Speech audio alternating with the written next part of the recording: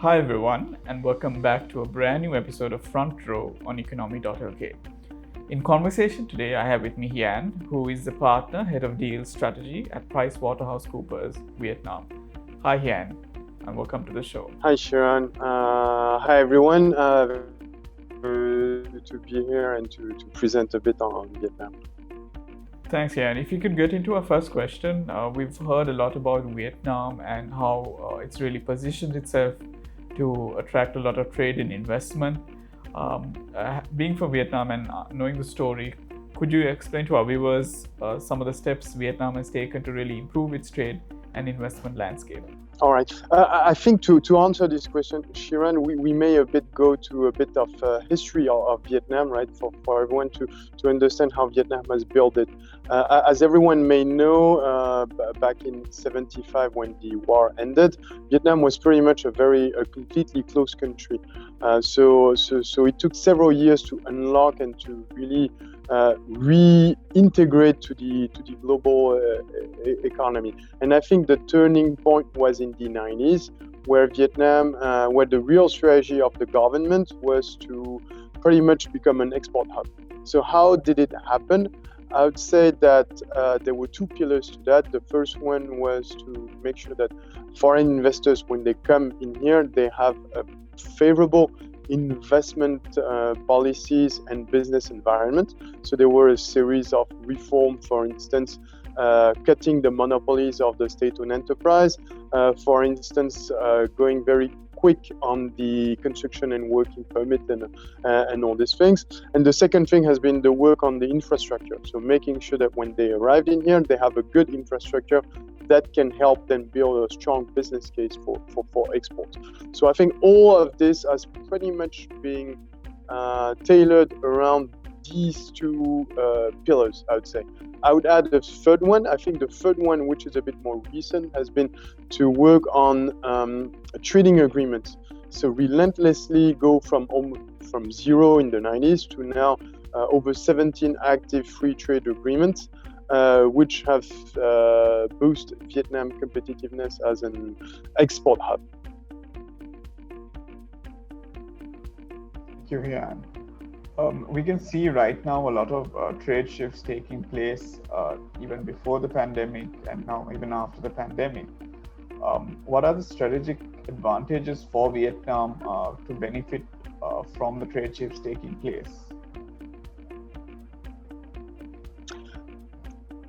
What I would say is that the COVID has not changed COVID or the trade wars, right? The most recent events impacting Vietnam has not really changed the business case of Vietnam. It has more accelerated some trends that we were already seeing before COVID. So for instance, one of the trends was to move or consider moving parts of the manufacturing capabilities from China or from Southeast Asia to Vietnam.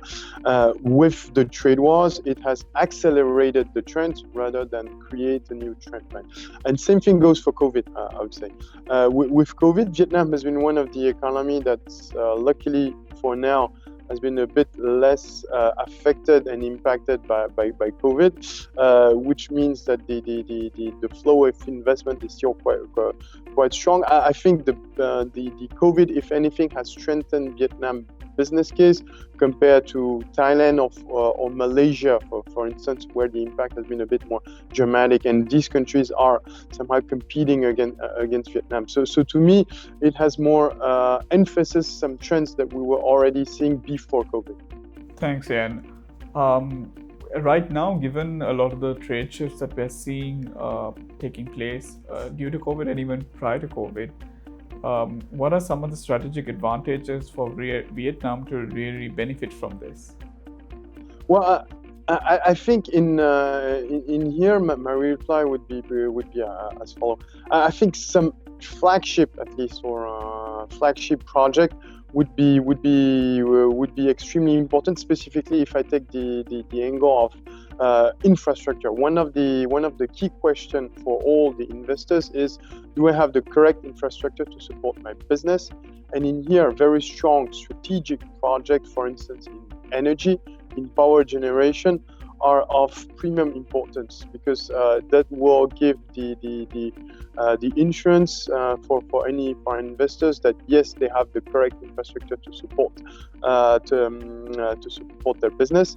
And second, that as the country, which is an emerging country, is growing, there's a strong policy and there's people invested and there's strategic projects that they can relate to that are happening to transform the country.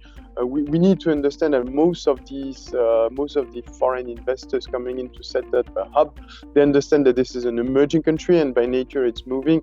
So the second question immediate to their to after the investment is how fast can the country adapt in an emerging economy environment.